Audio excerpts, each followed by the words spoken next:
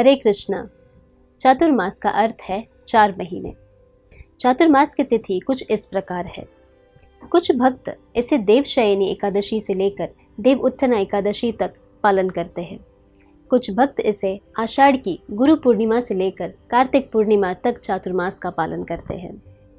शास्त्र के अनुसार मनुष्य जीवन भौतिक जगत में इंद्रिय तृप्ति के लिए नहीं है, परंतु यह जीवन अपने अस्तित्व को शुद्ध करने के लिए एक वरदान है। श्रीमद् भागवतम में ऋषभ देव अपने पुत्र से कहते हैं कि मनुष्य जीवन में मनुष्य को अपने अस्तित्व को शुद्ध करने के लिए कई प्रकार की तपस्या करनी पड़ती है।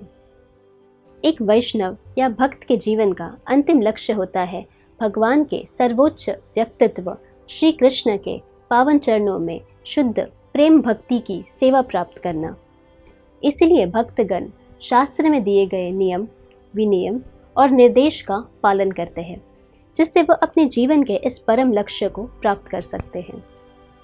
ऐसा ही एक निर्देश शास्त्र में दिया गया है, जो वचन देता है जिसका पालन करने से साधक अपने जीवन का कल्याण कर सकते हैं। यह निर्देश है चातुर्मास व्रत की, जो वर्षा ऋतु के 4 महीने में की जाने वाली तपस्या है। पूर्व आचार्यों ने इन 4 महीनों को बड़ी बुद्धिमता से चुना है भगवान को प्रसन्न करने के लिए। यह 4 महीने भारत में वर्षा ऋतु का समय होता है। इस दौरान भारी वर्षा के कारण आचार्यगण प्रचार के लिए दूर दूर तक यात्रा नहीं कर पाते थे, तो वह एक स्थान पर स्थित होकर अपने आप को भगवान के ध्यान में मग्न करते थे, तपस्या करते थे और इस प्रकार भौतिक जगत से दूर वह स्वयं को शुद्ध करने का प्रयास करते थे। इसीलिए इन 4 महीनों में सारे वैष्णव संप्रदाय, ब्राह्मण और भक्त भगवान को प्रसन्न करने के लिए तपस्या करते हैं। वह स्वयं को भक्ति में संलग्न करते हैं। सभी गौड़ीय वैष्णव के हृदय में स्थित परम दयालु, परम उदार भगवान श्री चैतन्य महाप्रभु ने भी चातुर्मास का पालन किया था वेद शास्त्र के अनुसार। उन्हीं के नक्शे कदम पर चलते श्रील प्रभुपाद जी ने कलयुग के पतित लोगों की अवस्था देखकर चातुर्मास के कुछ सरल नियम बताए हैं। निर्देश अनुसार हमें पहले महीने शाक या हरी सब्जियां, दूसरे महीने दही, तीसरे महीने दूध और चौथे महीने उड़द दाल का सेवन करने से परहेज करना है। नियम बड़े सरल है। कुछ भक्त इसे अपनी क्षमता के अनुसार बड़ी गंभीरता से इसका पालन भी करते हैं। जैसे वो अपने मनपसंद पदार्थ का त्याग करते हैं। कोई मिठाई त्यागता है, तो कोई इस प्रकार से व्रत लेता है कि वह दिन में केवल एक ही समय भोजन लेंगे, परंतु यह सब अपनी इच्छा अनुसार है। सभी तपस्या का अंतिम लक्ष्य है कि हमारी भगवान के प्रति आकर्षण, हमारा भगवान के प्रति प्रेम जागृत होना और स्वयं की इंद्र तृप्ति की इच्छा और आकांक्षाओं को कम करना। इसे नजर रखते सभी साधक अपनी साधना को बढ़ाते हैं या अपनी साधना को तीव्रता से करते हैं।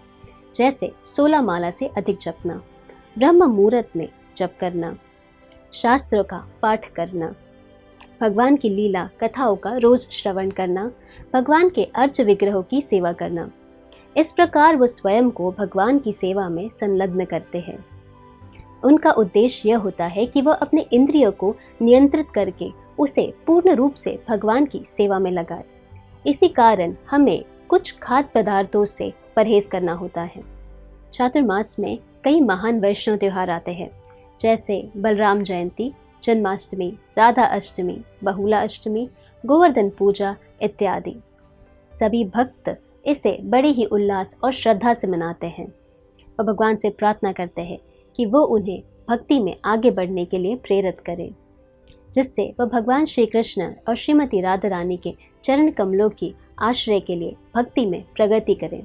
श्री चैतन्य महाप्रभु जो स्वयं कृष्ण है, जो श्रीमती राधा रानी की मनोदशा और उनके रंग के साथ कलयुग में अवतार हुए थे, हम उनसे प्रार्थना करते हैं कि वो हमें हमारे इस चातुर्मास के व्रत को पालन करने के लिए शक्ति दे और हमें आशीर्वाद दे कि हमें उनके चरण कमलों की छत्र छाया मिल सके, जो इस कली के अंधे युग में एकमात्र चंद्रमा के समान है।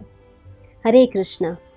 ऐसे ही और भक्तिमय कार्यक्रमों के लिए देखिए हरे कृष्णा टेलीविजन। इसे प्राप्त करने के लिए आप अपने केबल अथवा DTH ऑपरेटर से संपर्क करें तथा और अधिक जानकारी के लिए आज ही डायल करें 8767 845 845।